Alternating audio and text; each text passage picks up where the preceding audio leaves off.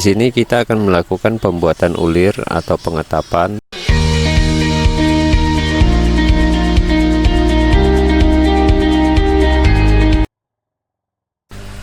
Di sini terbaring sesosok pejuang rupiah yang mungkin nasibnya tidak lebih baik dari kawan-kawan seangkatannya karena jatuh ke tangan yang salah. Vario ini hanya bernasib kurang baik karena jatuh ke tangan anak-anak muda yang tidak bertanggung jawab, yang hobinya merubah-rubah motor, gonta-ganti knalpot hanya untuk terlihat beda di depan teman-temannya, dan akhirnya dia harus menerima konsekuensinya. Jika sering melakukan copot dan pasang knalpot, tentu saja kalian sudah bisa menebak bagian mana yang akan terdampak. Karena sering menggonta-ganti knalpot, tentu saja bagian yang paling berkemungkinan besar untuk rusak yaitu baut gantungan knalpot yang ada di sasis dan juga baut dari lubang knalpot yang menghadap ke head motor. Karena keseringan diputar pada proses pemasangan, membuka dan mengencangkan baut, hal tersebut mengakibatkan baut juga lubang bautnya itu lebih gampang atau lebih mudah mengalami aus yang bisa mengakibatkan dol terhadap ulir yang ada di lubang dan juga ulir yang ada pada bautnya. Tapi yang akan cenderung kalah adalah bahan yang lebih lunak. Dalam hal ini ya bodinya, karena baut itu bahannya metal atau besi, sedangkan bodi atau lawannya itu berbahan aluminium. Yang rentan mengalami kerusakan ini adalah bahan aluminium. Dan Vario ini mengalami dol pada lubang baut knalpot yang berada di head. Di sini kita akan melakukan pembuatan ulir atau pengetapan menggunakan mata tap berukuran 9 mili dan dengan derat 1,0. Pekerjaan seperti ini sebenarnya cukup menyulitkan, walaupun posisi motor telah dibaringkan, posisinya tetap tidak enak. Karena apa? Karena letaknya yang terlalu jauh dan posisi pengetapan yang tidak proper atau terhalang oleh kerangkanya. Sedangkan pekerjaan ini menuntut ketelitian yang lumayan tinggi, karena jika meleset maka knalpot terancam tidak bisa dipasang, atau mungkin bisa dipasang tapi tidak bisa menutup rapat. Dalam hal ini gagal. Karena apa? Karena lubangnya itu tidak pas dan knalpot masih mengalami bocor. Sedangkan jika kita ingin mendapatkan posisi kerja yang proper atau yang paling enak, kita harus memisahkan antara mesin dengan kerangka, dan itu memakan waktu cukup panjang. Terlihat efisien, namun untuk waktu pengerjaannya itu saya rasa itu yang membuat pekerjaan itu tidak efisien. Pekerjaan itu memakan waktu terlalu panjang, sedangkan kita hanya butuh membuat ulir atau melakukan pengetapan ulang terhadap lubang dari baut knalpotnya saja.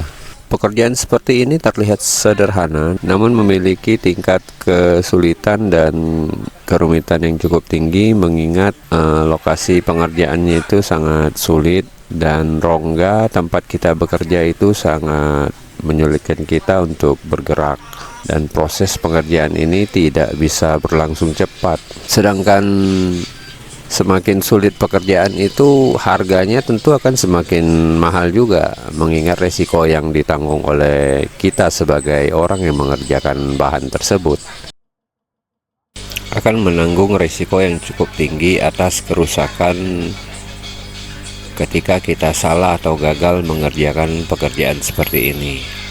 Dan dampaknya motor ini harus dibongkar habis karena akan benar-benar direparasi lubang knalpotnya itu.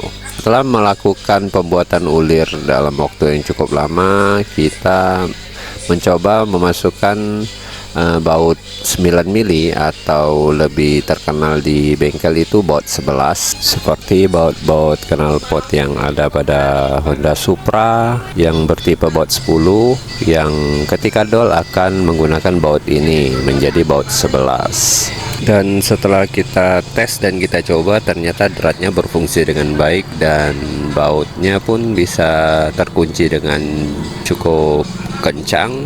Di sini kita akan mengukur seberapa dalam yang kita butuhkan dan seberapa banyak baut yang akan kita sisakan sebagai pengikat dari kuping knalpotnya.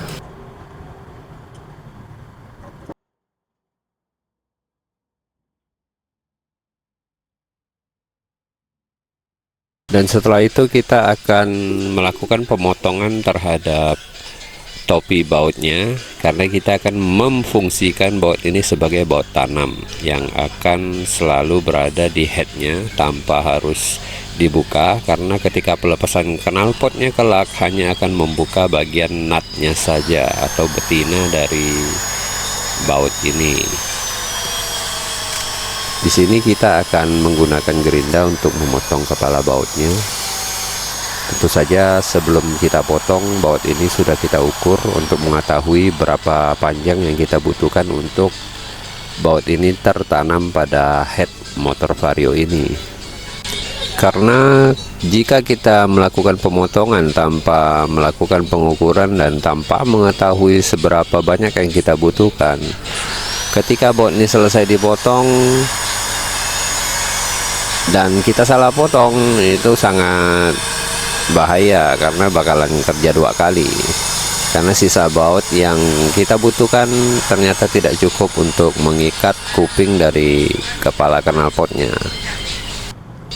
Untuk bisa memasang baut ini dengan kencang, kita menggunakan double nut, karena jika hanya satu nut kita tidak punya peluang untuk mengencangkan baut ini atau menanamkannya dalam lubang darat yang telah kita buat.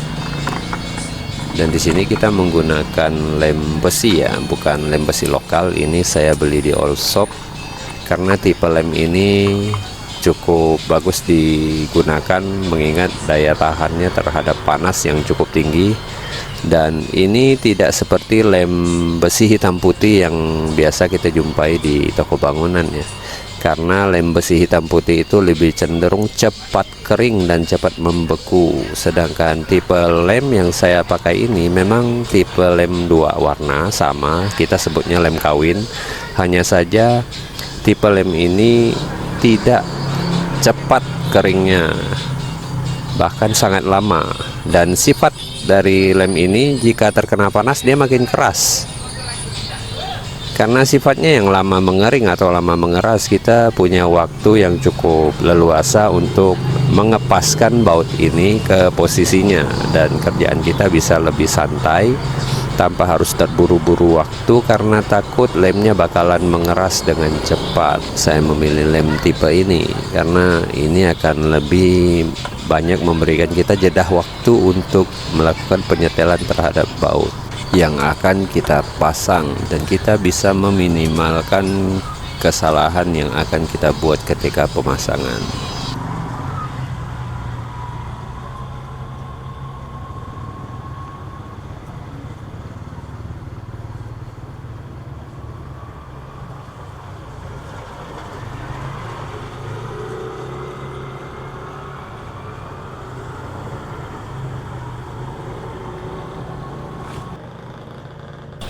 Karena baut ini telah kita olesi lem, jadi kita harus sangat berhati-hati ketika memasukkan dan mengencangkannya. Karena ketika kita salah dan kita biarkan lem itu telah mengeras, itu bakalan jadi masalah baru ketika kita harus membongkarnya lagi, karena posisi lemnya pasti sangat keras. Dan hal itu akan menyebabkan kita terjebak di pekerjaan kita sendiri.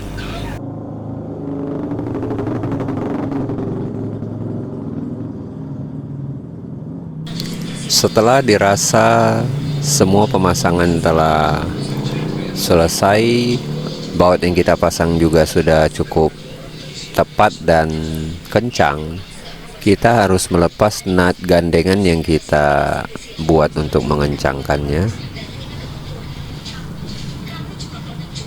dan hanya meninggalkan batang atau as dari ulirnya saja.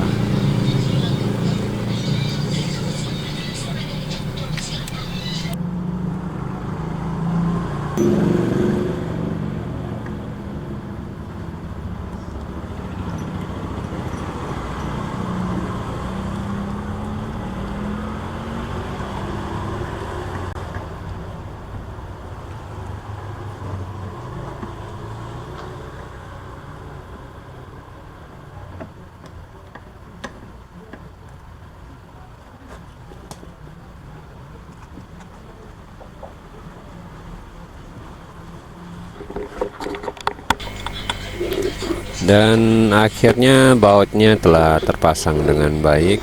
Saya rasa cukup tepat untuk kupingan knalpotnya. Namun kita belum tahu, kita akan mencoba untuk mengepaskan kupingan knalpotnya nanti setelah motornya siap untuk dipasangin knalpot. Di sini kita akan mendiamkannya sebentar untuk membuat lemnya supaya punya jeda waktu yang cukup untuk mengeras dan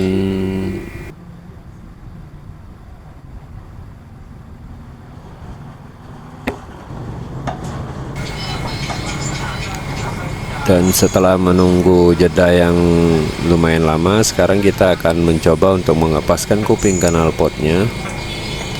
Dan saya berharap tidak ada masalah dengan besar dari lubang kupingnya, karena mengingat ini kita menggunakan baut 11 dan ternyata cocok.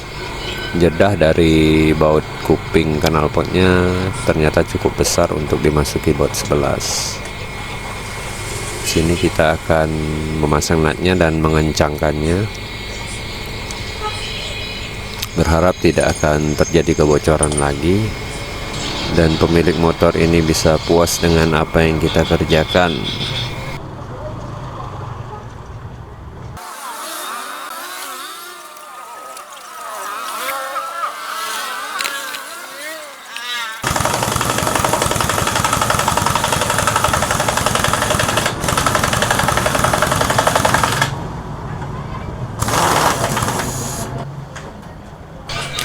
Dan akhirnya semuanya terpasang, dan sekarang kita akan mencoba untuk menyalakan motor ini untuk melihat apakah knalpotnya masih bocor atau telah kembali seperti semula. Dan di sini bunyinya telah kembali padat dan pekerjaan kita selesai untuk masalah ini. Dan jika kalian tertarik dengan tipe konten-konten seperti ini, silahkan support channel ini sehingga kita bisa sharing lebih banyak lagi, berbagi lebih banyak video dengan masalah-masalah yang berbeda pula di sini. Bagi teman-teman yang ingin tahu tentang sesuatu, silahkan berkomentar di kolom komentar. Kami akan coba untuk membuatkan videonya untuk Anda. Akhir kata, terima kasih dan sampai jumpa di video-video kita berikutnya.